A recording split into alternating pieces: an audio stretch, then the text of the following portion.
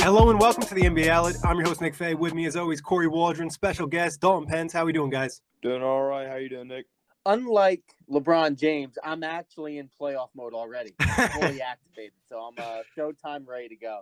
Showtime in March, Kory, getting prepared early. Dalton, pleasure having you on the show. We're going to talk Lakers, Hawks, a little game at the end. But as always, check out the show, iTunes, Blog Talk Radio, OTGBasketball.com, Google Play, Dash Radio, and YouTube. But Kory kind of hinted at it. We're going to talk Lakers. 30-34 record, 5.5 games behind the 8 seed, 3-7 in their last 10. The seventh toughest remaining schedule. Things are not looking good for LA, especially if you're a Laker. If you're a Clipper, it's not so bad. Right. If you're a Laker, you're definitely I think it's time to hit the panic button, especially after last night when they officially gave up the tiebreaker to the Clippers. Like you said, 5.5 games back of the 8 seed. They're the 10 seed. They have Minnesota creeping up on them from lower in the standings. Last night just kind of, I wouldn't say it would be the ultimate deflation because I think that came earlier in a gradual sense. But yeah, I think last night kind of solidified them being a lock to not make the playoffs. Yeah, last night obviously was a really bad loss against the Clippers.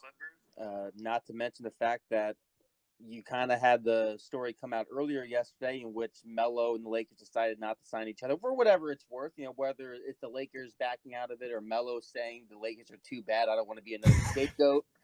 And then you just look at the roster and, they're 3-7 in their last 10 games. Brandon Ingram, I think, has been really good. I actually think he's really upped his trade value in a lot of ways. LeBron James is putting up the numbers, but you watch him, he doesn't look really attached to the team. And then, Kuzma gets banged up. They're still missing Lonzo. There's just such a need for three-point shooting on this team that they just don't have at this point in time. Some of the moves seemed really questionable. Last night, Rondo took just as many shots as LeBron James. And realistically, Rondo shouldn't be shooting that many times. Is it Luke Walton's fault? Is it Magic Johnson and Rob Pelinka's fault? Is it LeBron's fault? You can point the fingers any which way you want to. But after LeBron got hurt, after Lonzo got hurt, and the inability to have a lot of floor spacing, this Lakers team just kind of fell apart. And while some teams in the West found chemistry and everything else, the Lakers had to deal with that Anthony Davis rumor around the trade deadline, which I think has a really big underlying effect on a lot of these guys, knowing they probably would have been traded if a deal was made. So now it's just really a messy situation. And like Dalton said, the Lakers right now look to be on the outside looking in come playoff time. So would you guys both have them as a lock to miss the playoffs? Right now, yes. Barring some catastrophic downfall of either the Spurs and or the Clippers, I think that with about 18 games? 17, 18 games left for teams. If they put it this way, if they were to make the playoffs, I feel like it would be more of a team just totally breaking down than the Lakers being able to put it together. I'm not saying they're a lock to be an out of the playoffs or a lock to be in the playoffs. I'm not betting against LeBron James. I've made that mistake far too many times in my young career watching the NBA and covering the NBA. So I'm not going to rule them out yet, especially until Lonzo Ball gets back. I don't think he's a major game changer, but I think just the fact he plays defense, they just roll differently with him. The pace is up. So I'm not going to say they're a lock to miss the playoffs, but like Dalton said, unless the team falls apart, the Lakers have very little chance to will themselves into the playoffs. They're going to need help.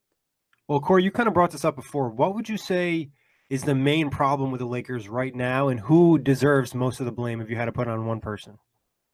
I would have to say it's the lack of shooters. It's the roster construction. The way the roster was constructed. That's the biggest issue. The JaVale McGee, the Rondo signing, the Lance Stevenson signing. Even the Beasley signing. Obviously, he's already gone, but those signings made little to no sense. Lance Stevenson barely plays.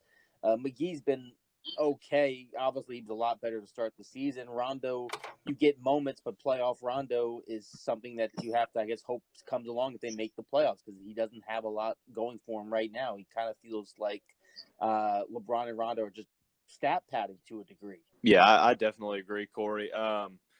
I think there's a lot of ways you could spin it, and I don't think there is a main reason as to why they are bad. I think it's a number of things, but I think that the inability to shoot the deep ball is one of the biggest concerns. I mean, they're shooting the ball at a 33.6% clip. I mean, that's bottom 3 in the league, just in front of the Grizzlies and the Suns, which we all know have absolutely no chance to even come close to the playoffs. But, I mean, you talk about the roster makeup, and, you know, I was confused during the offseason as to why people were getting so hyped. Because, I mean, 2008, Rondo's not walking in those doors. 2014, Lance Stevenson's not walking in those doors. I mean, JaVale McGee, Michael Beasley signing KCP to a one-year deal. I mean, the young core, I feel like, could definitely serve LeBron well. But after that, they're not really in a position to make even a substantial run, even if they were to somehow sneak into the playoffs. And then you add in the injuries to LeBron, and now Lonzo Ball's out, and just with the fuel of the trade rumors and all the other drama that's surfacing around the City of Angels, I think that everything that could have gone wrong for the Lakers this season has gone wrong. It's funny because I really I just want to piggyback off that. This is actually a year where, like, the media obviously have been really tough on the Yankees. What sport am I in? The Lakers. I agree with that one, but I mean, I don't see how that correlates. The Lakers young. I got Yankee pictures in my room, so I just looking dead ahead, and for some reason, that's what I decided. Spring training's in the air, you know. Yeah. I have been okay with the young core for the Lakers. I mean, Kuzma's shown flashes. Ingram, especially as of late, has shown flashes. Obviously, the ceiling for these guys and the potential you don't know.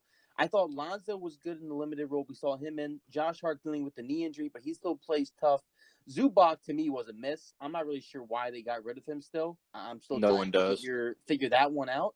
But the young core for me has not been the issue, even though that's where a lot of people want to point the finger at. The young guys have not been the issue. If anything, this is all going according to, like, schedule. These young guys all seem to be progressing to a decent clip. Are they all going to be superstars and all-stars? I don't know, probably not, but we've seen them progress. And it was just the pieces around the guys you already had, LeBron James, that just weren't ready to win now. So with that said, guys, you know, you talked a lot about the roster and the veteran signings and all that. Would you put most of the blame on, Magic Johnson and Rob Pelinka? Yes, I think because it all starts with the makeup of the roster. Because as much as we want to as we could blame Luke Walton and company, I mean they are only dealing with the cards they are dealt. So I mean, if that's the roster he has to work with, I mean that's on the front office for even getting that roster in the first place. Yeah, I think it definitely, it's your ownership, right? It starts at the top and it works its way down. Luke Walton is going to be the fall guy. He's going to be the one that takes the blame for the poor signings in the offseason, the poor play on the court, and unhappy LeBron James. It all falls on Luke Walton. That's the downfall of being a head coach, especially on a team that's got such expectations as Los Angeles Lakers, is you got to find a scapegoat and a fall guy. And since Melo doesn't want to come to LA, you got to go to Luke Walton. But yeah,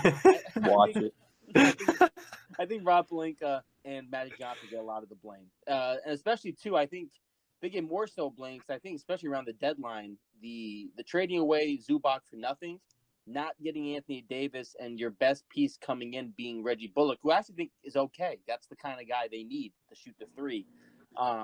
But it's been really a lot of swing and misses for those two guys to start their tenure running the Los Angeles Lakers. Did LeBron make a mistake signing with LA? I think it's too early to tell. I think it's easy to go ahead and jump the gun and say so, but what I'd say right now, it's maybe a yes, because I think that he could have signed elsewhere and had a better chance, also known as Philly or a place of that nature. But then again, we knew that this was going to be a long-term move, and I think it's going to be way too early to tell. I think we can start making that call after free agency this season, depending on who the Lakers are able to get, if anyone. So I think it's too early to be determined. Yeah, I mean, of course, LeBron James should have signed with the Indiana Pacers. No question about it. Obviously, he could have ran the Eastern Conference. No, but realistically, I don't think he made the wrong decision as of yet, because you've seen everything else he's accomplished since being a Laker. and that's the Space Jam 2 officially being announced. He just got done being the A&R for 2 Chainz's album. He's got the shop, which is functioning at a really high. I mean, the shop has got to be one of the most successful things going on HBO right now, even though there are only like 3 episodes in. I know the ratings for those shows do really well. And then you look at the accolades. He's still getting the accolades. He still loves posting on Instagram about the awards he's winning and the things that he does on the floor. And I think LeBron expected this year to be tough. I think he expected not to be in the NBA Finals. I think he expected not to make a deep playoff run. I think the one thing he didn't expect would be being under 500 and maybe not making the playoffs at all. I think that's the one thing that he didn't realize is how tough the Western Conference was going to be and how tough it was going to be on a nightly basis where if you don't play at your best, teams will expose you, especially with this roster. So I don't think necessarily it was the wrong move, but I think it was the first time LeBron made a giant miscalculation in his move. Yeah, I think the surprise of not making the playoffs for sure. Going to the finals, yeah, that's a fair argument, but definitely missing the playoffs was huge. I know one guy who disagrees. Cam T just wrote an article for OTG, and he thinks LeBron will end up demanding a trade from the Lakers. So check that out, otgbasketball.com. But guys, you kind of talked about this upcoming offseason. Do we think the Lakers are going to change things this offseason, become a contender in, one summer? I think they're going to try. I mean, the answer is will they? You got to tell me. You got to make the call out, Dalton. Will they? I'm going to say they get at least one big name. I think that LeBron has too much influence, and I'm not necessarily buying the whole no other player wants to play with LeBron.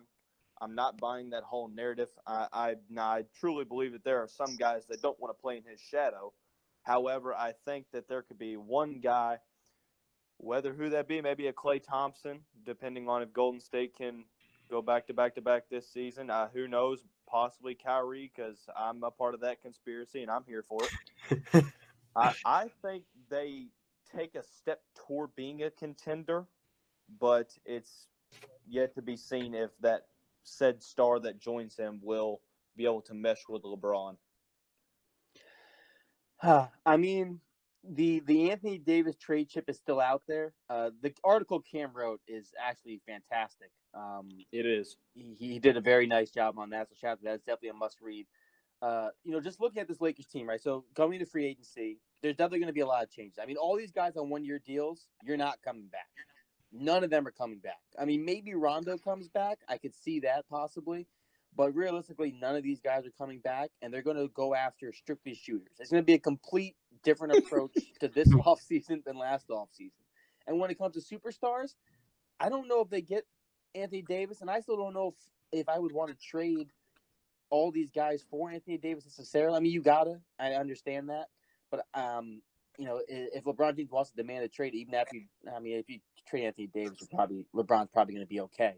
But back to the original question, you're not going to get Kawhi, you're not going to get Kevin Durant, you're not going to get Kyrie Irving. Realistically, you're going to have to try and scrap together probably a Kemba Walker and a Jimmy Butler, which is obviously not the first 2 or 3 or 4 options on your list. But you get those guys, they have a chip on their shoulder. Maybe this Lakers team then next year is a team that's just really angry, us against the world type of mentality, and things change. But I think the Lakers are in for a rude awakening come this offseason. And we're really going to find out, too, if the whole people don't want to play with LeBron James is true. Because the Los Angeles Lakers have all the appeal, unlike he had with the Cleveland Cavaliers.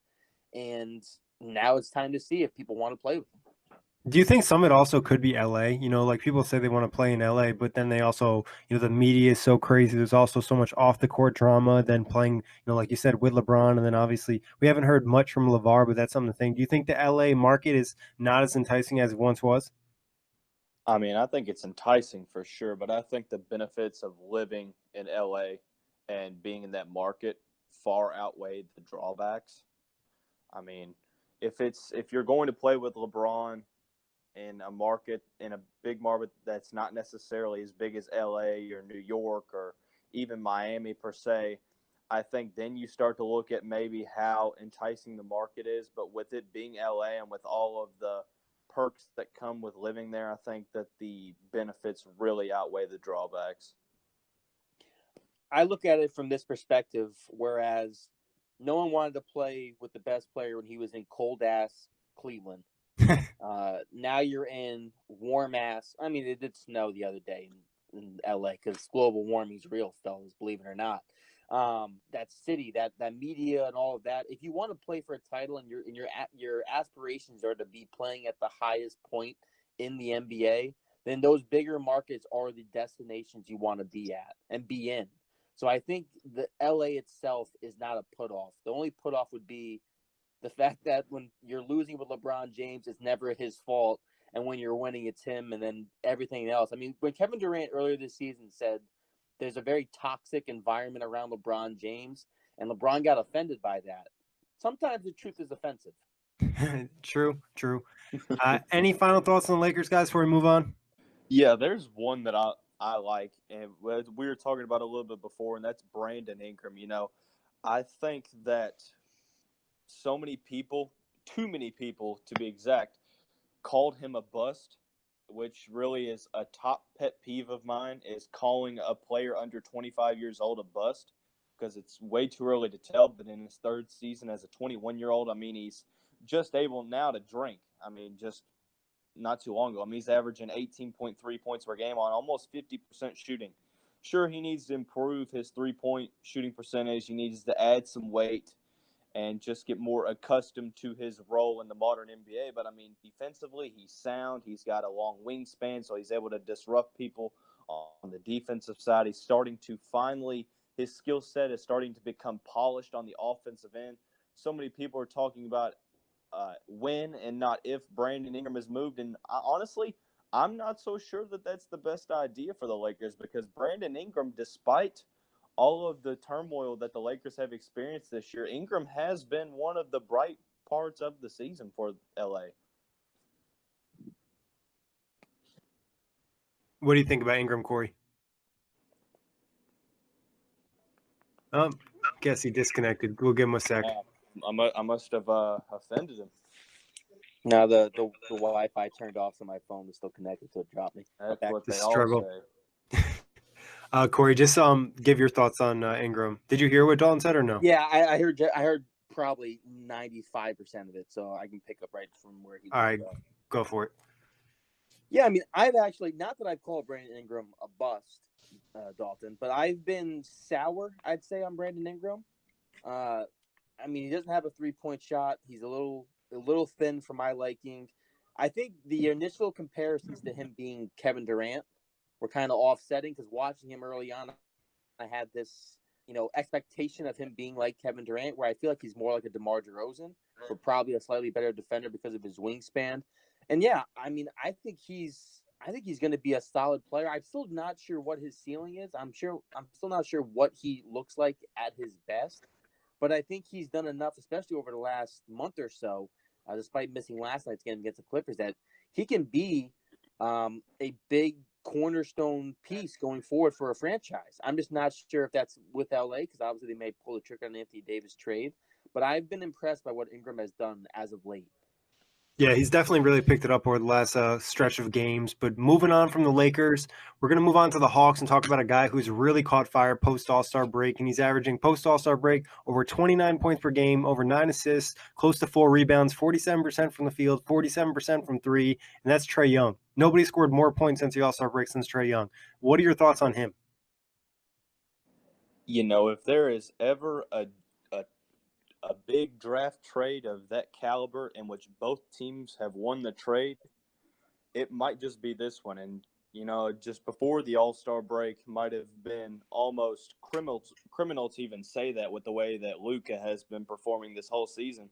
But Trae Young has really kind of stepped out of the shadows and given us, or at least shown delight of what he's almost been doing all season. Now, not to this caliber or this extreme, but he's still averaging just over 18 points on the season, just under 8 assists. I mean, he's a volume 3-point shooter. To be shooting around 47% post All-Star break from deep speaks a lot. I mean, you watch his games, the court vision is there.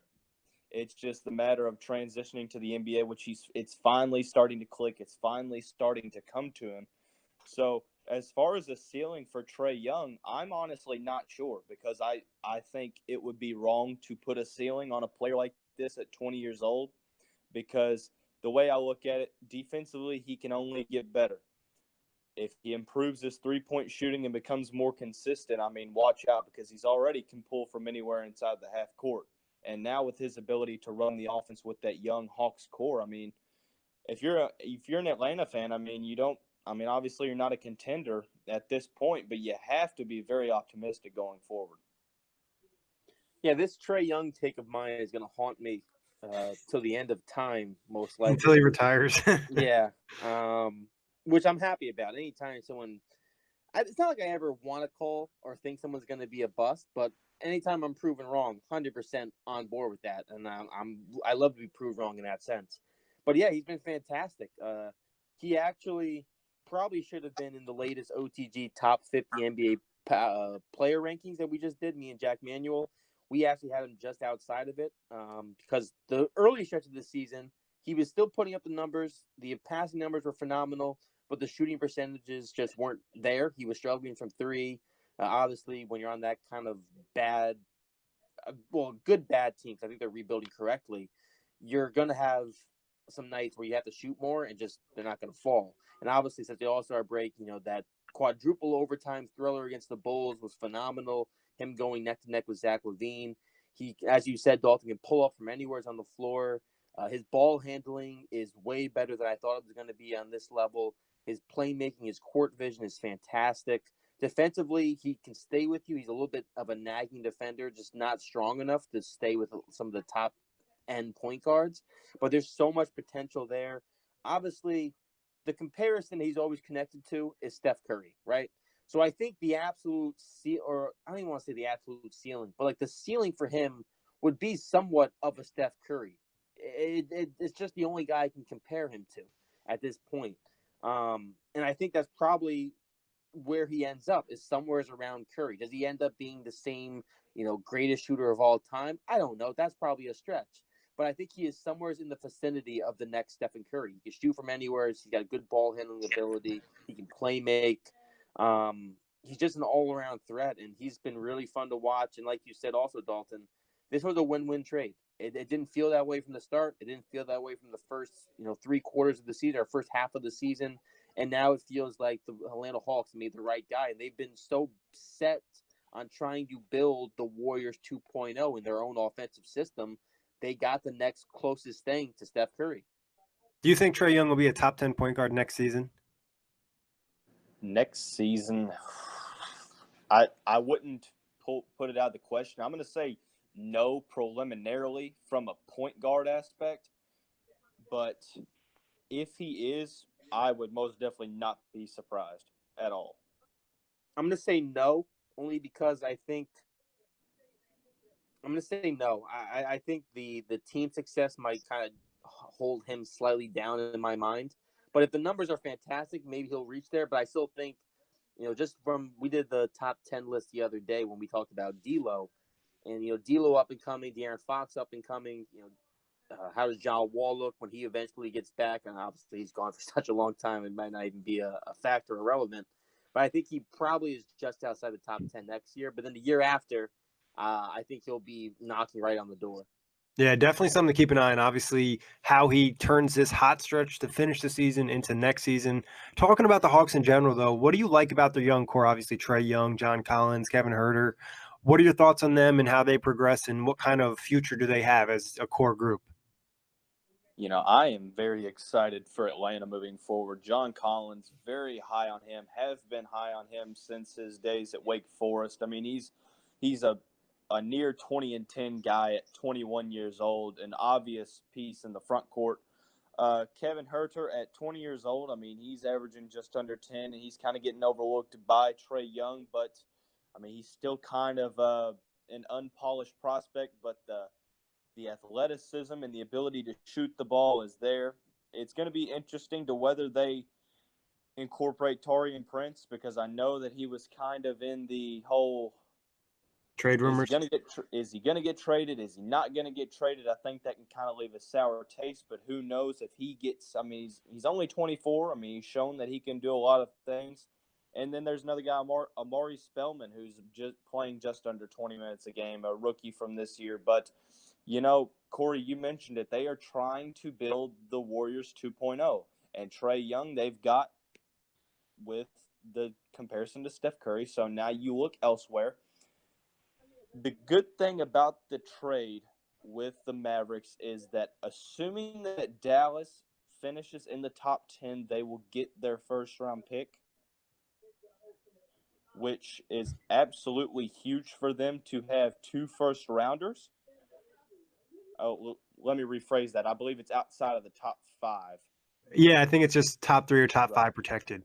Right.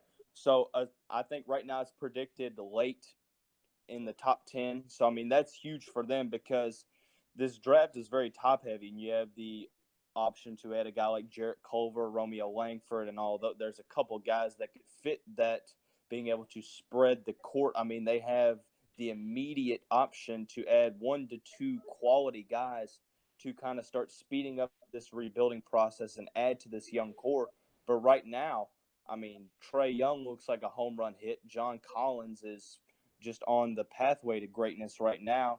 I think Kevin and Torian could definitely be potential cornerstones when you add them to the whole franchise modeling aspect. But, I mean, it's all looking up for the Hawks right now. You just have to continue to add pieces. Splash Lana. Yeah, I wrote that down in my notes. Trademark it. It said, "Say this on pod." Splash Lana. Yeah, I mean, they're doing it the right way. I mean, we mentioned it now a couple times. They want to be the Warriors 2.0. They want to have a lot of floor spacers. They want to have athletic big men who can move around the floor, which is what John Collins has shown he can do. He can also shoot the 3 ball. I think he's shooting 37% from 3, which is pretty damn good. Obviously, the near 2010s, and he missed some of those season. Then you see Kevin Huerter. I think he's got some way more athletic ability than I thought he had. A decent shooter. I don't know if he gets to like all-star caliber level, but I think he's a nice complementary piece. Taurean Prince has had some nice stretches. Where does he fit up? They got Alex Len for next to nothing. He's shown that he's a decent rotational player. And obviously, we've already gone on and on about Trae Young. And then also, Amari Spellman, as you mentioned. And then you still have guys like Kent Bazemore. You still have Dwayne Dedman, I believe, is still right. They didn't buy him out. So they still have Dwayne Dedman. Who knows what they do with these guys moving forward. But they have a nice group of young guys in place right now. And obviously, I think Collins and Trae Young are the 2 guys you're sticking with through and through no matter what, with the other guys possibly being expendable. But depending on the draft picks, maybe getting 2. Everything looks so good in Atlanta. I mean, obviously, was it 3-4 years ago? You had the Paul Millsap, Al Horford, Jeff Teague, Kyle Korver, DeMar Carroll, 60 wins, best team in the East.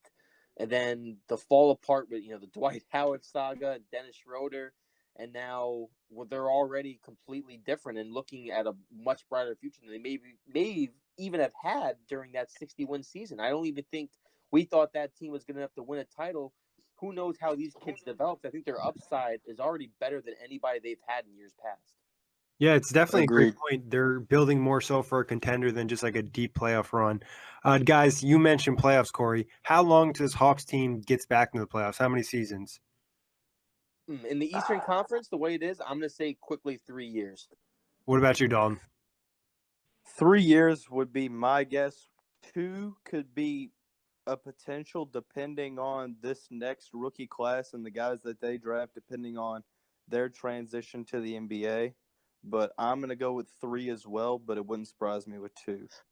I'll also say, actually, I could see 2. Like, if we see Kemba Walker leave Charlotte and then all of a sudden Miami goes into a further rebuild, like if Charlotte and Miami go full in on a rebuild, then that means some of those bottom-level teams have a chance to jump up quicker than expected. So I could see the Hawks doing in 2 to 3. And there were reports cap space. It might be a while. There were reports as well that Atlanta could look to spend money this summer too. If they sign a good veteran or 2, it could boost them up as well. So, like we said, Hawks, really bright future. But guys, to finish off the show, I'm going to give you a finals matchup, and you're going to rank it 1 through 10. You guys good to go? Yeah, 10 being the highest. Yes. All right. Warriors and Bucks. I'm going to go with the 9. I think the only thing keeping it from a 10 would be would just be kind of the storylines. And I mean, there's obviously storylines. You have Giannis could very well be the MVP. You have the Bucks being the top overall seed in the NBA record-wise, I'm pretty sure. Yep. But I think the problem with me is I think you would have more storylines if a team like Toronto or Philly gets in from a publicity standpoint. But from a basketball perspective, I mean, it's a very sound matchup. I think the Warriors end up winning that one. But from a standpoint, I give it a 9 out of 10. I give it a 10. This is the finals matchup I've been rolling with to happen. I like the Butts. The Butts? You like butts, I guess, huh? I like Butts, and I cannot lie. I like the Bucks, their length, their versatility. I think it matches up decently well with the Warriors. I like the addition of Pau Gasol. Miracek, I think, is going to be a nice fit going forward. I think this would be, for me, the most appealing matchup, aside from if the Celtics actually got their shit together.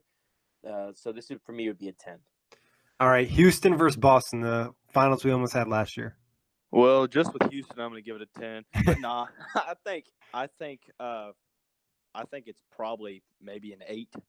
You know, the thing about with Houston and Boston is the fact that not seeing a team like Milwaukee or Toronto in it, I think that Houston matches up well with Boston.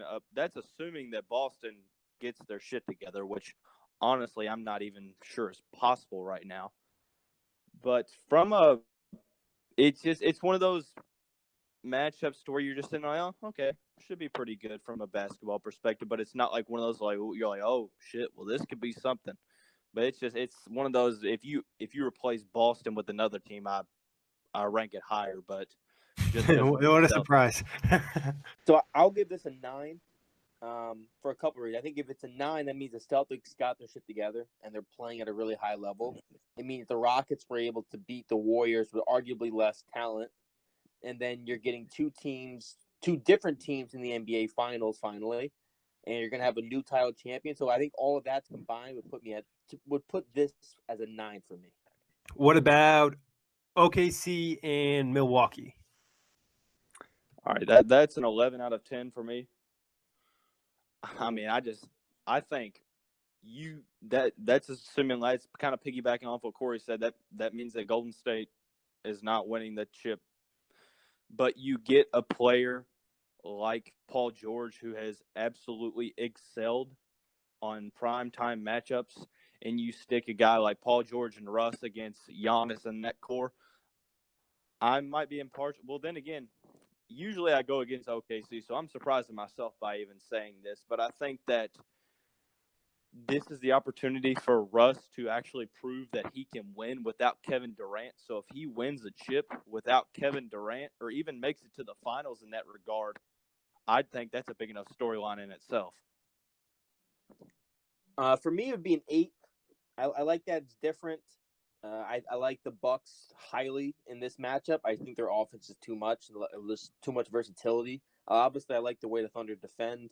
And I think, I think you make a great point, Dalton. I think Russell Westbrook on that biggest stage without Kevin Durant, knowing how close he was, with Harden, with Durant a couple of years ago when they came up just short in their young careers to win a title, this would be his redemption tour. He'd have Paul George hopefully playing at his absolute best still. And again, that means they beat the Warriors. And anytime the Warriors aren't in, I think that gives me a little more excitement. Ooh, Kory taking a shot at the Warriors. No, I'm just kidding. Quickly, I'll give you the last 3. You just hit me with a 1 through 10. Warriors and Raptors. 10. 9. Warriors and Sixers. 9.7. 7. Whoa. Oof. Warriors and Boston. 8. 9. All right. Any other matchups you guys want to discuss before we get out of here? Sixers Thunder, Okay. simply for Embiid versus Westbrook. Yep. You stole the words out of my mouth. I think the beef there with Embiid's theatrics, along with Brody's chip on his shoulder to win a chip without Kevin Durant, I think that's honestly the best storyline that could possibly be in my mind. What percentage chance would you give OKC to get to the finals? Maybe 17. I thought I was being generous, and I gave him a 35% chance. Thought that Whoa. was very generous. That is Yeah, very it's generous. very So what would you guys lock the Warriors in at making the finals?